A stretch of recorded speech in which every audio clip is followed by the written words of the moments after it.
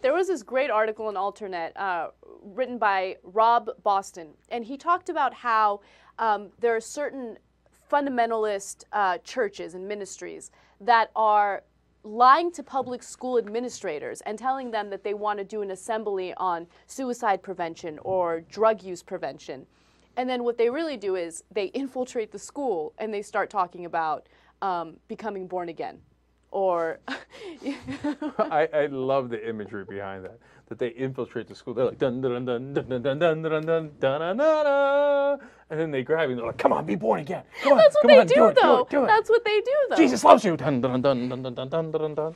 No, this story was fascinating. Okay, because first of all, I'm not surprised that it happens. Okay, they're crazy, extreme religious individuals that will do anything to get kids to follow their religion.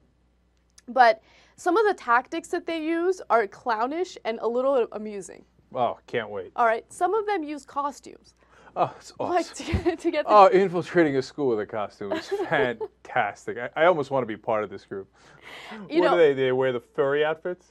Like the form of a panda. Like they'll come in, wearing some sort of costume that'll grab the student's attention. Like some of them will dress up like, I don't know, I'm making this up, but some of them dress up like they're athletes, right? And there's one specific ministry called Sports World Ministries. They say that they're going to come in and they're going to talk about suicide prevention, but they actually come in with like former athletes that are now like fundamentalists, and they'll come in like ripping phone books. And, pretending like they're super strong. Well, they are strong if they're ripping a phone book.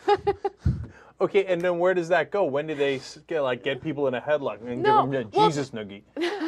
Well, this is at an assembly. So they'll be at an assembly, and they'll try to entertain the students for a little while. And then after entertaining them, and they know they got the kids' attention, they'll be like, have you found Jesus? Because Jesus is good for you, and like blah blah blah, and then they'll invite the children to an after-school event or a party, and they'll try to lure them in with free drinks and free entertainment. But in reality, they're going to try to give them. Are they giving away any shots? They're like Jack Daniels. It's all going to be cool. No, I like the idea of the assembly. They're like, all right, now everybody. Oh, suicide sucks, don't you? Suicide, that's a bummer. Now I rip a phone book, and then finally, here's Jesus.